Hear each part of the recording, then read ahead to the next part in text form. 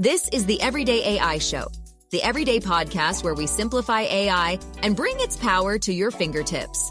Listen daily for practical advice to boost your career, business, and everyday life.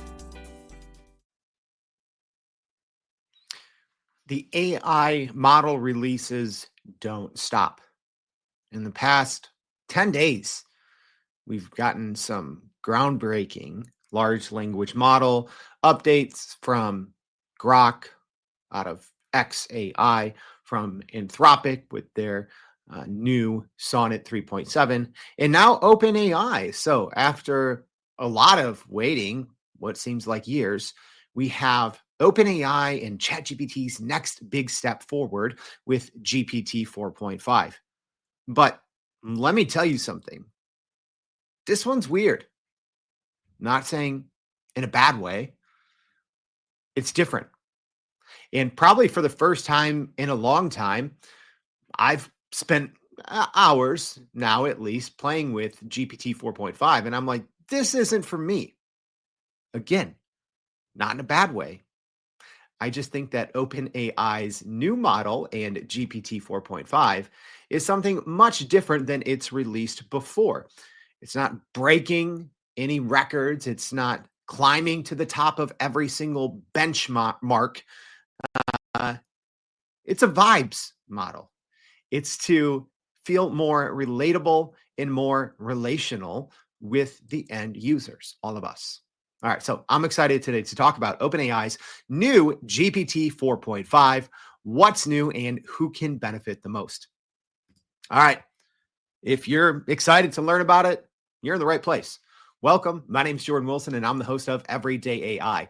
This thing is for you. It's your daily live stream, podcast, and free daily newsletter, helping us all not just learn what's happening in the world of AI, but how we can all actually leverage it, what it means, and how we can use the information to be the smartest person in AI at your company. If that's already you, or if that's what you're looking to do, welcome. We just became best friends.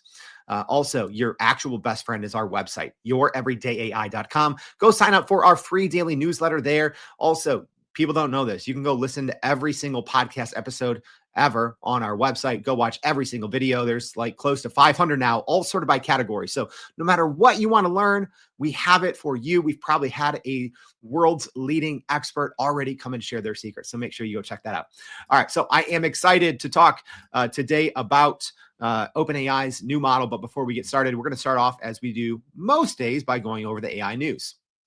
So NVIDIA's revenue has soared 78% year over year to $39.3 billion in the fiscal fourth quarter, ending January 26, fueled by strong demand for GPUs. So the company's data center products accounted for $35 billion of the total revenue, with half of that coming from cloud service providers like AWS, Google Cloud, Microsoft Azure, and Oracle Cloud.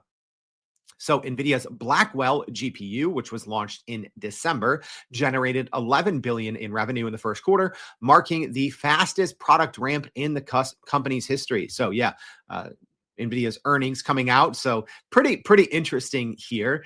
And CEO Jensen Huang announced the upcoming launch of Blackwell Ultra in the second half of 2025, promising a smoother transition compared to the Hopper to Blackwell shift, which faced production challenges due to design changes. So Blackwell Ultra will feature advancements in networking, memory, and processors, while NVIDIA's next generation Vera Rubin architecture combining CPU and GPU technology is set to debut next year in 2026. So Wang emphasized that NVIDIA's manufacturing partner, TSMC, exceeded expectations in expanding production capacity, helping meet surging demand despite initial hurdles. So NVIDIA's revenue from China has dropped by half since U.S. restrictions on chip exports began in 2022, but the company now offers a less advanced processor, the H20, specifically for the Chinese market. All right, next piece of AI news. Meta is looking to compete with ChatGPT in a completely different way. So according to reports, Meta is planning to release a standalone Meta AI app in the second quarter of 2025, according to sources familiar with the subject, marking a pretty big step in CEO Mark Zuckerberg's push to dominate the AI space. So the app will reportedly expand Meta AI beyond its current integration with Facebook, Instagram, WhatsApp, and Messenger, allowing users to interact more deeply with the Gen AI assistant. So right now you can obviously just go to meta.ai and use their AI that way, but it looks like Meta is looking to compete more directly with OpenAI as a standalone AI app. So in April 2024, Meta replaced the search feature in its apps with Meta AI, positioning the chatbot as a central feature for billions of users. So the new standalone app will allow for greater personalization, conversational history organization, and integration with Meta's hardware, such as Ray-Ban smart glasses, according to Zuckerberg publicly agreed with on Threads. So Meta is also exploring a paid subscription for Meta AI. Interesting, right? A fairly open source model, but you will have to pay to use it. Similar to OpenAI's ChatGPT Plus and Microsoft Copilot, which could generate revenue through premium features and paid recommendations. So Meta AI currently has 700 million active users. So yeah, pretty wild there. It should be interesting. And CEO Sam Altman, OpenAI CEO, kind of responded jokingly on Twitter and said, hey, maybe we'll just release a social media app. All right, let's get into it. Let's talk about what's new inside OpenAI's GPT 4.5. And this is part 1 of 2, right? I understand, y'all. Sometimes these shows go way too long. And the other day, I'm like, oh, yeah, there's some updates. We're going to do a short show. And that show ended up being an hour. Whoops. I got to stop doing that, right? No one wants to listen to me blab when I'm tired and over caffeinated for an hour plus. So we're actually going to be breaking this one down. I'm not going to be doing any live demos today. Those usually take a lot of time to put together. So probably in the future, when there's at least big new models like this, we're going to break it up into 2 portions. Just like I always say, hey, we're going to learn and leverage. So today we're going to learn about the model, what's new, who I think it's going to benefit. And then we're going to have a second show probably next week on, the best ways to leverage it, probably do some live demos, some examples, all that good stuff.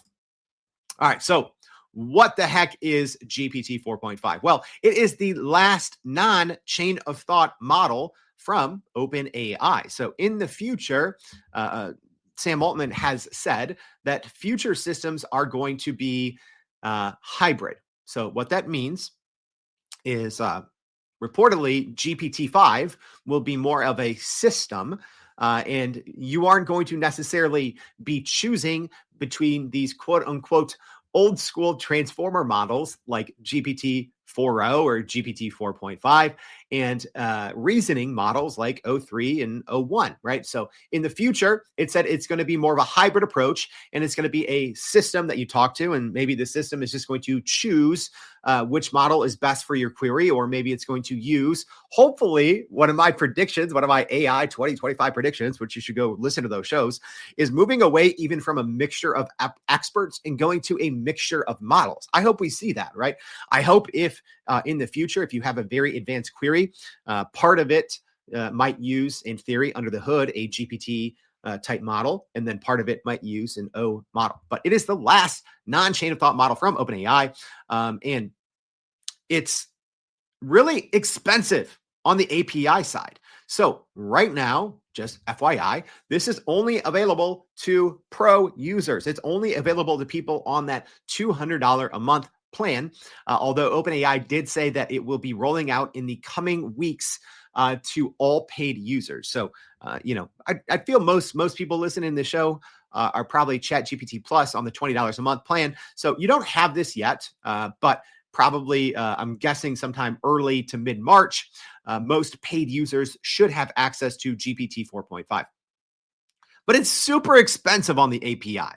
Right. So, developers, or, maybe if you are a technical person and something at your company runs on the back end on GPT, 4.0 maybe, or 4.0 mini, you're probably not going to be using this, if I'm being honest, and more on that in a bit.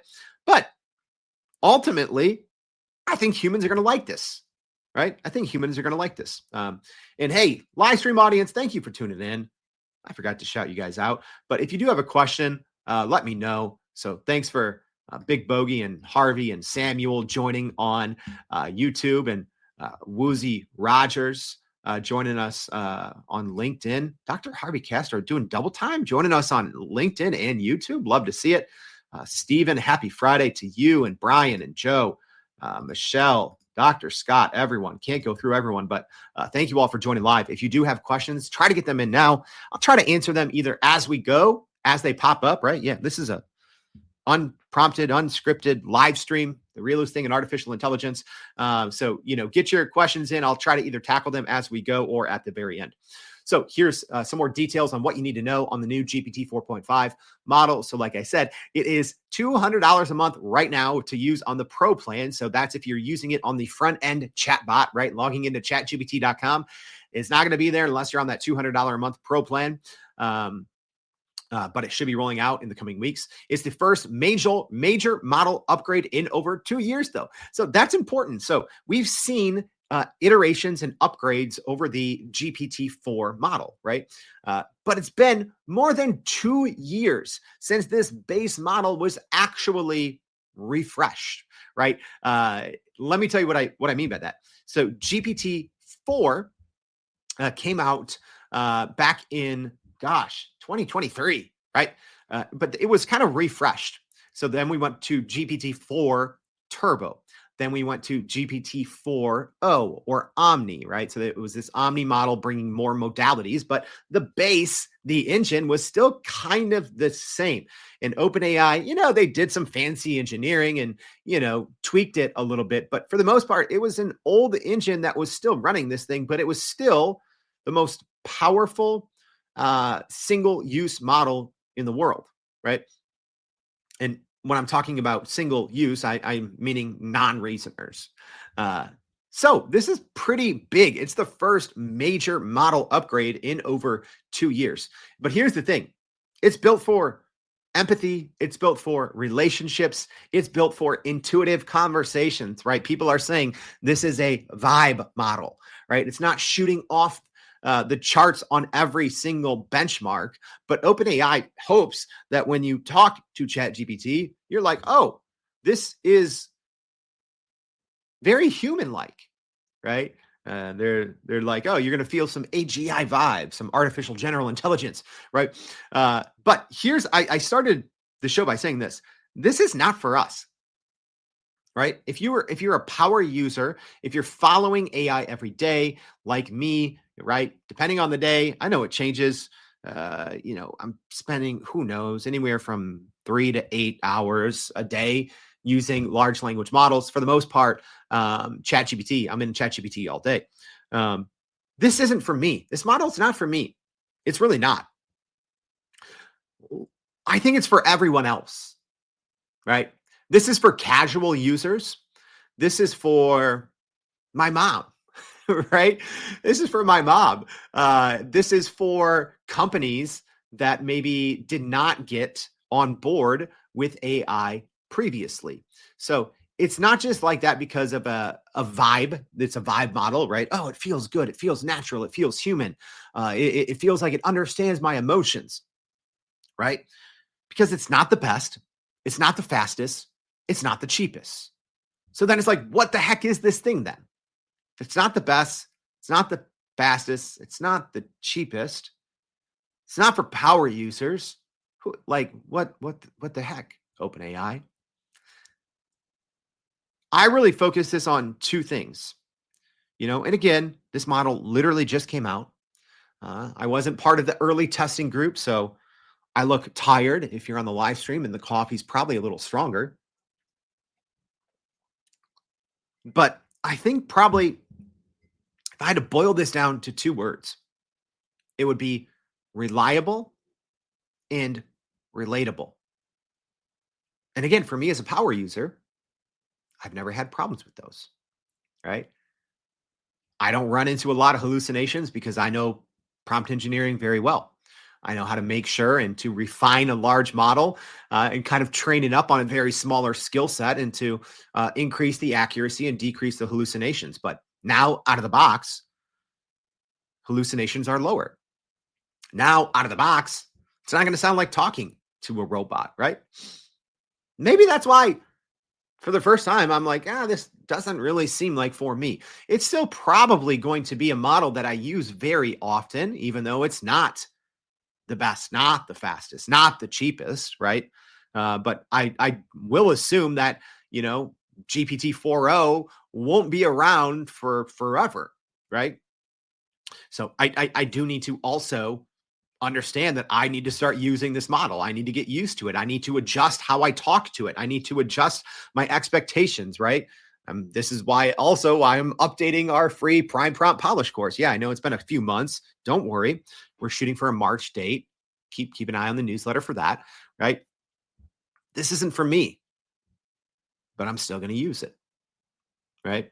It's funny because I think for probably a good 15 years, my friends and coworkers have called me a computer, right? They're like, oh, Jordan's a computer. Yeah, he's not human. Beep, boop, beep, boop. That's why for me, right? I don't know. For me, I don't need a relatable chatbot. I don't need to talk to something and be like, oh, this feels human, right? Maybe it's because, my EQ is not off the charts, right? But if you are someone that really cares about feeling heard, about feeling understood, if you want to feel a relatable relationship with an AI chatbot, not in a weird way, right? But when I think about things like a business coach, a strategist for your company, for your department, right? A true creative thought partner, GPT 4.5 is going to be much better at those things.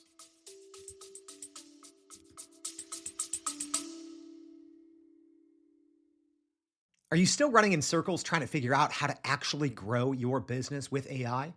Maybe your company has been tinkering with large language models for a year or more, but can't really get traction to find ROI on Gen AI. Hey, this is Jordan Wilson, host of this very podcast. Companies like Adobe, Microsoft, and NVIDIA have partnered with us because they trust our expertise in educating the masses around generative AI to get ahead. And some of the most innovative companies in the country hire us to help with their AI strategy and to train hundreds of their employees on how to use Gen AI. So whether you're looking for ChatGPT training for thousands or just need help building your front-end AI strategy, you can partner with us too, just like some of the biggest companies in the world do. Go to youreverydayai.com/partner to get in contact with our team, or you can just click on the partner section of our website. We'll help you stop running in those AI circles and help get your team ahead and build a straight path to ROI on Gen AI.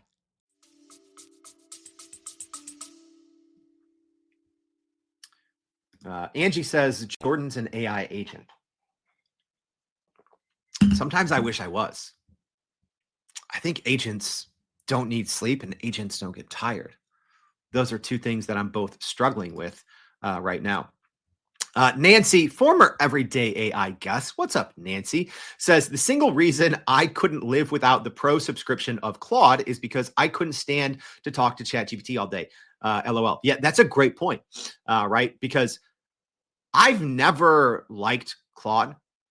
I know people do because, they're like, oh, it spits out more human sounding content and it feels more like I'm talking to a human. Well, I'm not saying that GPT 4.5 is OpenAI's answer to Claude.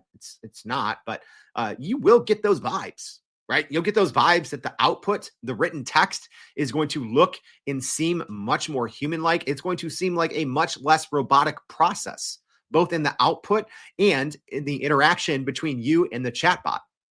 So yeah, a lot of people are saying, and Nancy is definitely not alone in this, right? That a lot of people prefer Claude, who use AI just for content writing and who don't want to necessarily go the extra mile in prompt engineering. And they just want to be able to get more human sounding output out of the gate, out of the box. And they want to be able to have it feel more like the assistant understands you, like the AI chatbot understands you, right? Which is something I think Claude's been great at.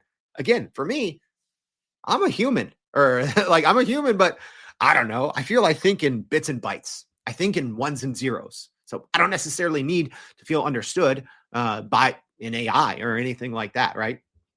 But that's a great point there.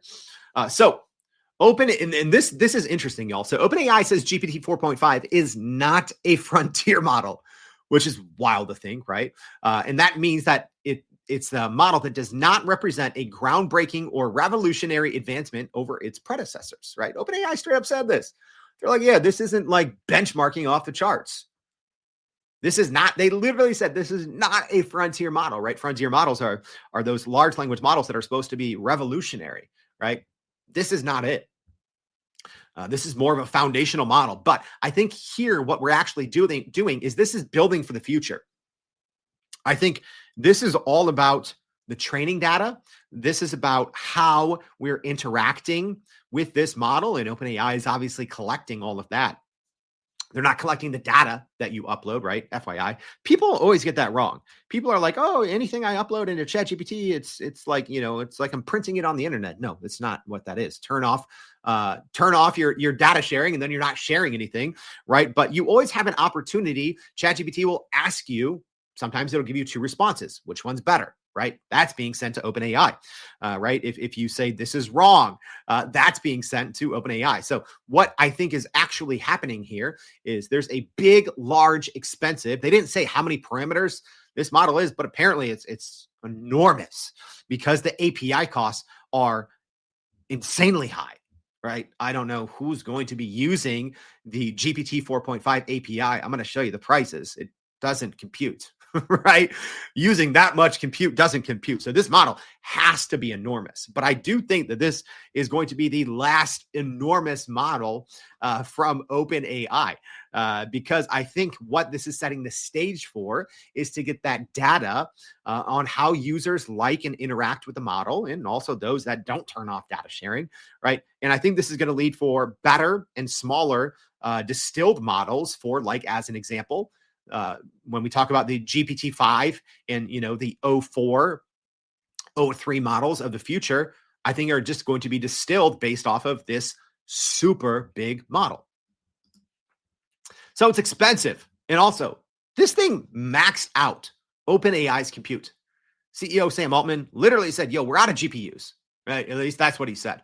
He said, hey, we can't bring this out to all ChatGPT Plus users right now because it'll burn us. He literally said, we're out of compute. We're out of GPUs, right? Which means this thing is enormous. Like I said, the benchmarking improvements, modest, not meaningful, right?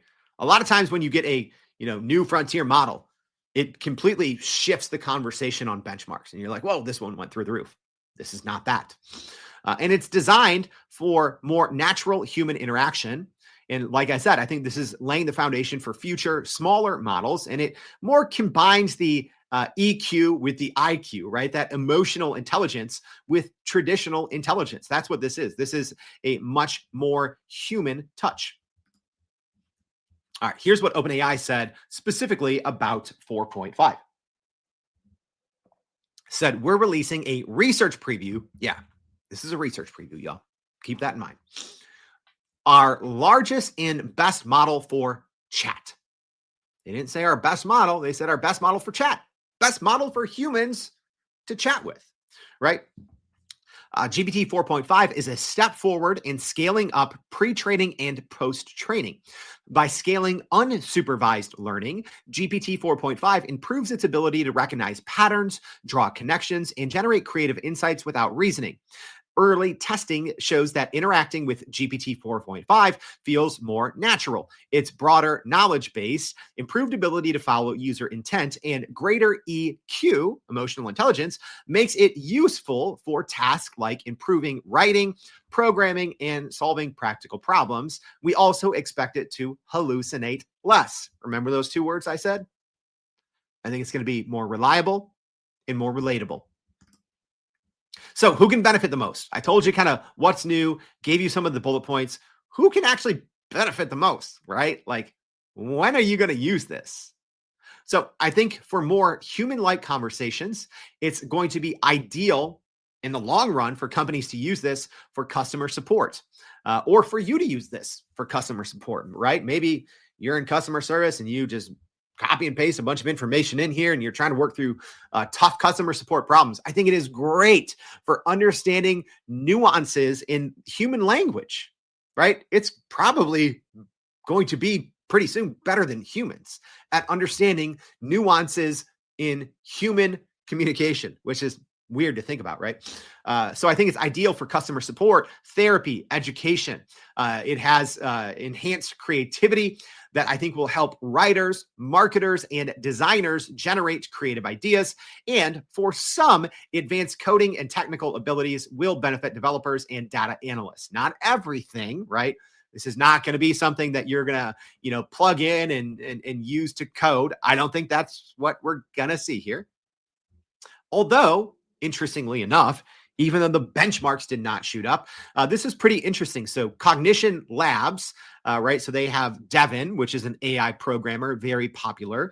And they were kind of looking side by side, looking at different models for agentic coding evaluations.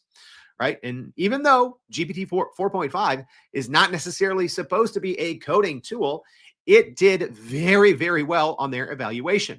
So as an example, its predecessor, GPT-4.0, got a 49% on this agentic coding evaluation. And GPT-4.5 got a 65%, only trailing Sonnet 3.7, which got a 67. So again, it's not going to be used, programmers aren't going to use this, developers aren't going to use this because right now the API costs are high. It's slow, right? Even using it, obviously anytime a model first comes out, it's always going to be slower, but I expect this to be slower in the long run. So it's not the fastest, it's not the best, it's not the cheapest, but it's very capable, even when it comes to agentic coding. So that's according to Cognition. Let's talk about the emotional intelligence. So more natural, human-like interactions than GPT-4o. It's going to be better at reading and responding to emotional cues. And according to OpenAI, it was preferred by users in about 56 to 63% of different use case tests against GPT-4o. So, right, showing kind of two responses side by side. So the majority of the time, users prefer this to GPT-4o. So it will presumably, and in my limited testing so far, this is true. Great at storytelling and generating ideas and just generating written content, right? Which that's something that you use AI for, which I know a lot of people do. I think there's so many use cases people should be using AI for, but they're not. And they're just like, yo, I need help writing this blog post, or I need help writing a paper, right? And ultimately that's what they're using it for, why I think a lot of people flocked to Claude early on. And I'm like, nah, like you can do this in ChatGPT. You just got to know how to use it, right? So I think it's going to become a much better writer. It's going to write more clearly and concisely. And also, I think it's going to be much stronger in design and creative tasks. This is a good news, y'all. This is good news. Second straight day that the sun is shining in my face. And I had to close the curtain here. Oh, bless up. There's nothing worse than waking up for a live stream in the months of winter and it's just dark outside, right? Sunshine, right? Maybe I need to go outside and touch grass, and then I'll appreciate this more human side of GPT 4.5. All right, let's talk about some of the technical features. So according to OpenAI, this was trained with 10 times more computing power than the previous GPT models. Also, 128,000 token context window for deeper conversations. I'm going to be testing that one ASAP. Because for years, OpenAI has said, and maybe they just didn't differentiate, and maybe this is just the API, and they didn't say, hey, it's 128,000 in the API versus 32,000 when you're using ChatGPT. So I'm going to be testing this. Don't worry. And I'm going to talk about that in our part 2 of the show, because for so long, when you were using the chat version, right, the front end, chatgpt.com, it hasn't had 128,000 token context window, right? So that means that ChatGPT will start to forget things much sooner. So it actually had a 32,000 token context window, which is about 27,000 words of back and forth interaction with ChatGPT, and then it would start to forget things. So I'm excited to test that out to see if that is just on the API side, or if that's going to be also in the chat window. If that is in the front end chat, that's going to be big. Also improved coding, especially in complex tasks. Again, according to OpenAI, this was pre-trained simultaneously in multiple data centers, which I believe will be the first for a model like this, right? That says something when, OpenAI has access to some of the biggest data centers and the most compute in the world. And they're like, yo, we can't train this in one place. This is too big. I don't know how big this model is, right? It's got to be multitudes larger than the original GPT model, right?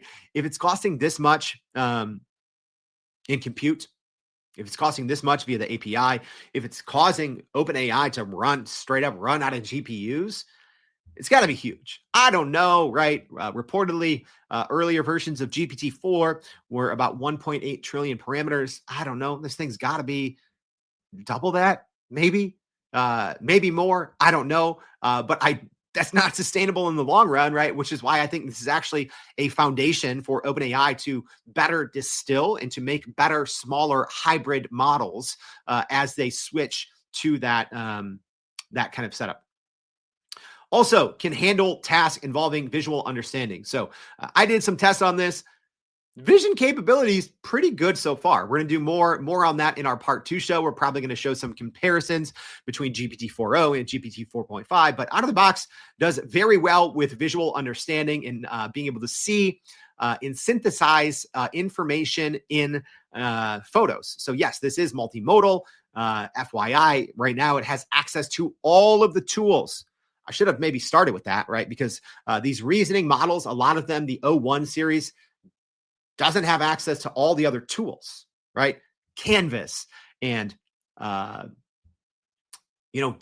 and advanced data and ChatGPT search, right? All these other tools that really make a large language model agentic, right?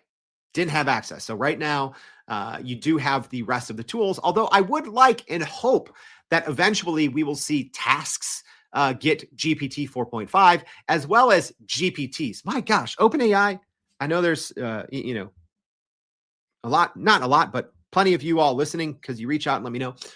Can we update GPTs, please? These poor things. They're just like that poor, forgotten about child in the corner, right? This is Macaulay Culkin in Home Alone. We're leaving the airport without GPTs. GPTs, y'all, enterprise companies, they hire us and they want to build us GPTs, right? And I'm like, y'all, I don't know. We might have to build you projects instead because poor GPTs are in the corner and they haven't been updated in forever, right? So hopefully we see the GPT 4.5 model eventually be rolled out to other things like tasks and like GPTs.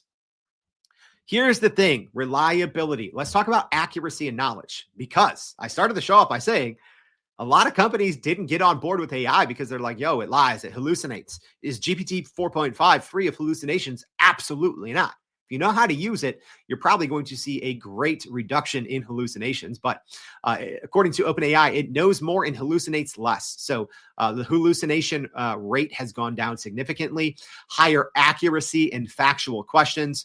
But what's important to know, the knowledge cutoff has actually been rolled back. So GPT 4.0 has a knowledge cutoff of June 2024, which is reasonable to work with.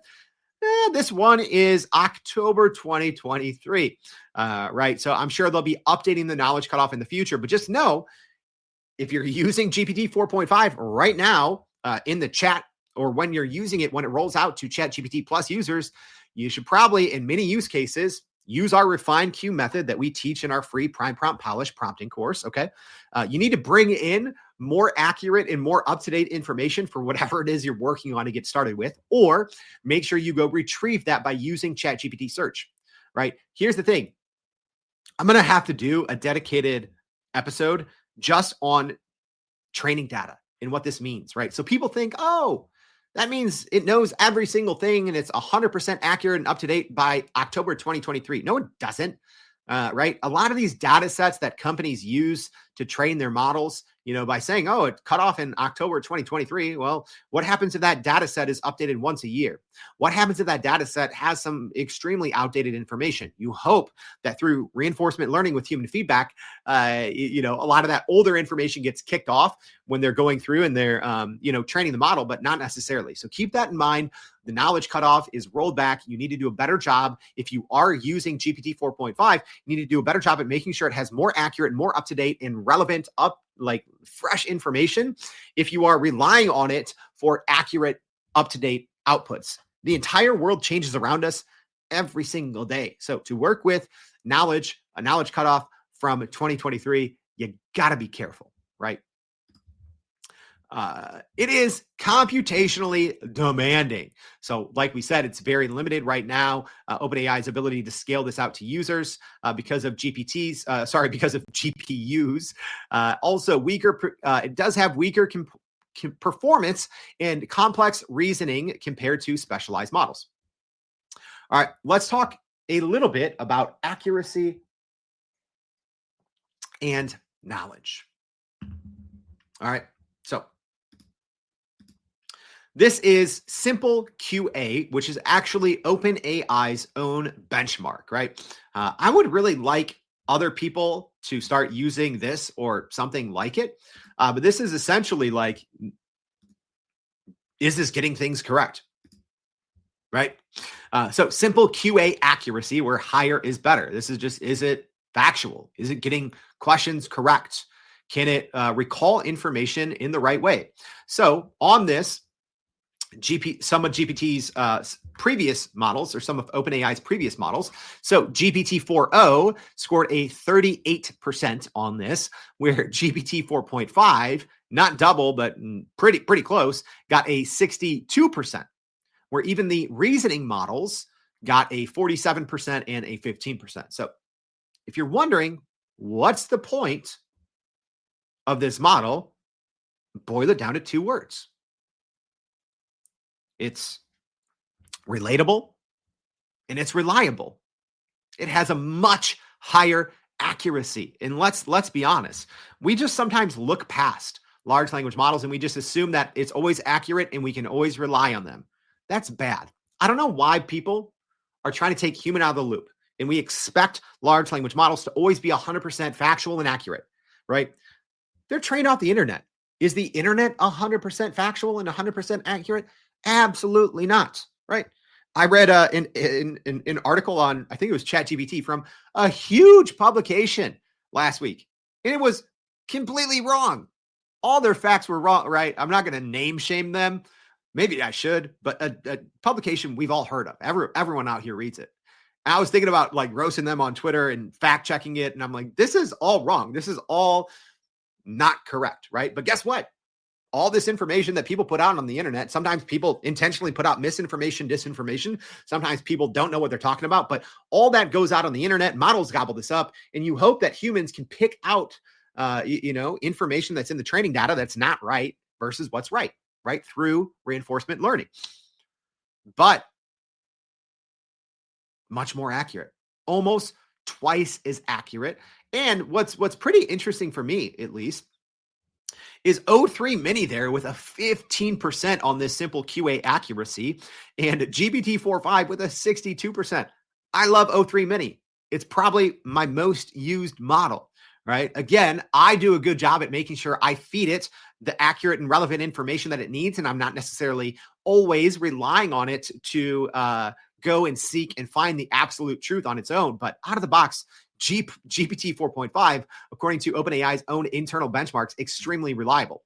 And let's talk about hallucination rate. Same thing. Much lower. In this case, lower is better. So in their test, it's only it's a 37% hallucination rate. Now, I want you to keep in mind, that doesn't mean it hallucinates 37% of the time. In these tests and in these benchmarks, they're hard, they're tricky, they are made to get the model to kind of screw up, right? So a very, very, very low hallucination rate actually for 4.5 with a 37%, where O3 Mini, as an example, 80%, and the GPT 4.0 at 61%. So again, these are intentionally very difficult questions that are meant to make models hallucinate. So it's more reliable, it lies less. All right. Other benchmarks. Again, nothing here is jumping off the page. Many of the major benchmarks, this is not OpenAI's best model, right? It's in some cases, it's actually about the same or on par with GPT 4.0, or it's just behind O3 Mini, which again, that is my workhorse model. I'll probably do, let me know, live stream audience, let me know yes or no. Should I just do a show where I tell you what models I'm using and for what? I might have to wait a couple of weeks to see how and where I'm using GPT-4.0. I had some people ask about it recently. I didn't think it was that interesting, but if it's interesting, let me know. And maybe, I don't know, maybe it will be more interesting now that we have like 9 models to choose from. But one thing that I thought was pretty impressive about these benchmarks. So it did score better in the MMMU, which is the multimodal equivalent of the MMLU. And it scored fairly well on the MMMLU, which is the multilingual equivalent of MMLU. So MMLU has historically been one of the, it's one of the benchmarks that we talk about most. I say it's like the ACTs for AI models, right?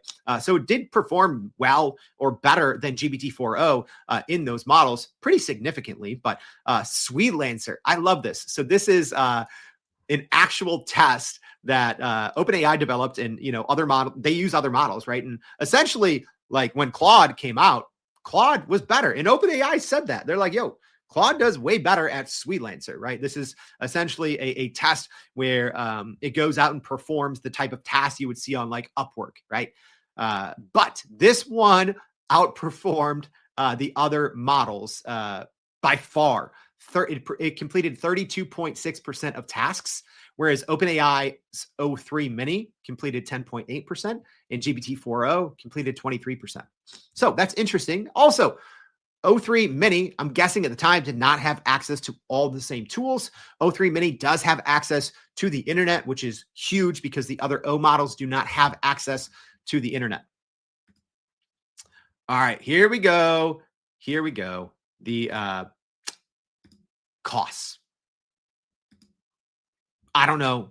You know what? I actually can't wait to talk to companies that are using this on the API because I'm not sure who is going to use it. It costs $75 per million input tokens and $150 per million output tokens. So expensive. So I guess it's going to be those people that those companies that really value a reliable and relatable model, right? So this is just if you're using it on the back end on the API, right? So if you're logging into chatgpt.com, you don't got to worry about this, right? But I would assume that when this does roll out to plus users, it's got to be limited. I don't see them rolling out this extremely expensive model that they're probably going to be losing money on. When you look at the API costs, I don't see ChatGPT Plus users getting unlimited access to this. I would assume that there would have to be some rate limits. So let's go ahead and look at some of the cost comparisons. Ready? So I said $75 per million input. GPT-4.0, $2.50. $2.50. So we went from $2.50 to $75. Yikes. 30 times more expensive. Is that right? I just did that math in my head. Hopefully that's right. And then the output, 15 times more expensive.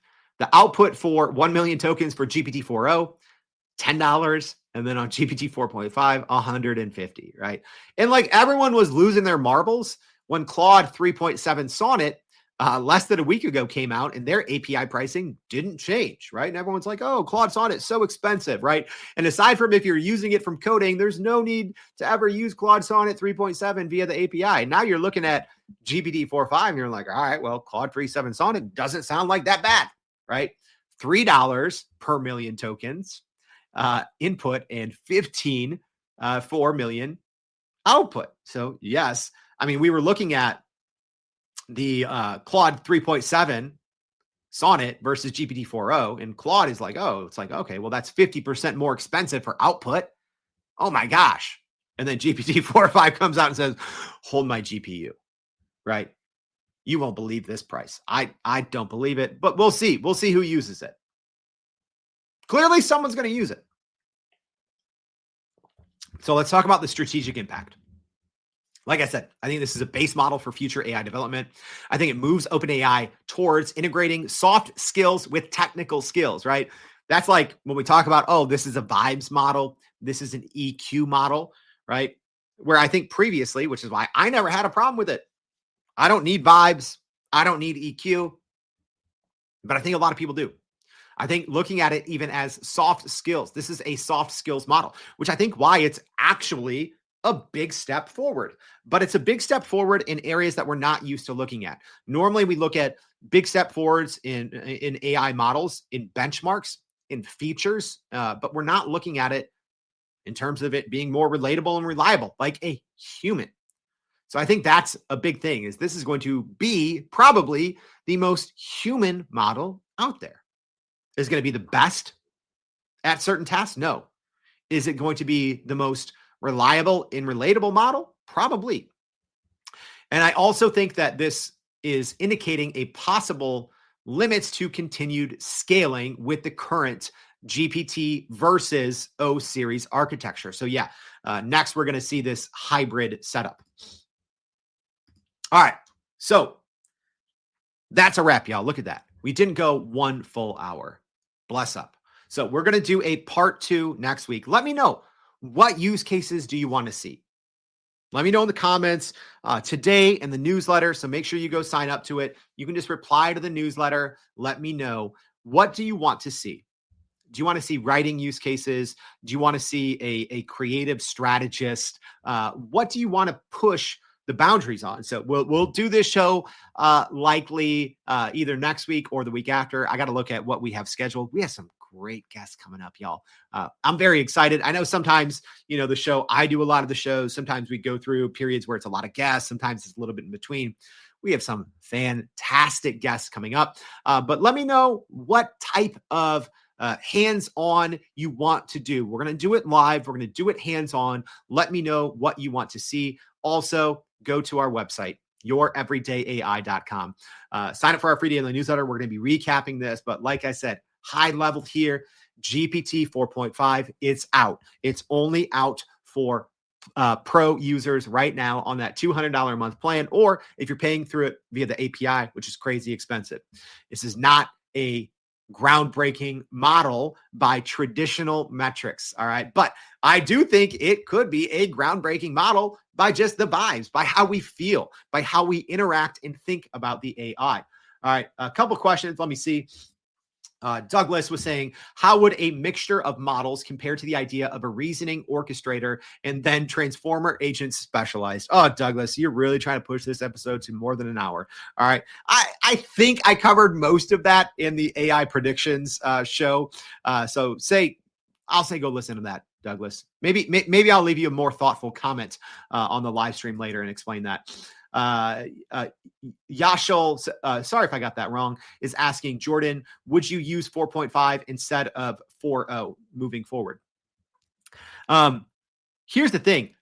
It's better. 4.5 is better than 4.0, right? It's just not better in the same step that normally a new model would be, right? There's very few metrics or instances where 4.5 is going to be worse, right? Which is interesting because a lot of the chatter so far around Sonnet 3.7 is a lot of people are saying it's worse for certain situations than 3.5. It's still too soon to answer that, but from everything that I've used it for, unless I need speed out of 4.0, which is usually not something I'm looking for, right? I'm patient enough, but I don't think that I'll be using 4.0 much, except, in GPTs, right? Except with tasks. But for the most part, if I'm looking at a non-reasoning model, I'm probably going to be using 4.5.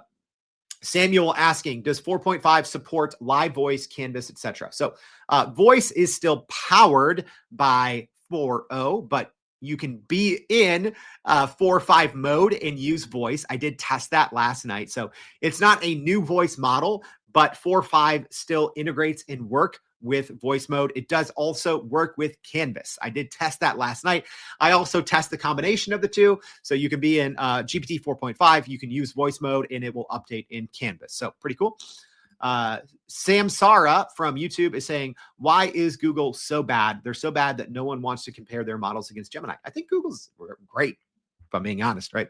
I think their front end Gemini chat really was neglected until about 5 to 6 months ago.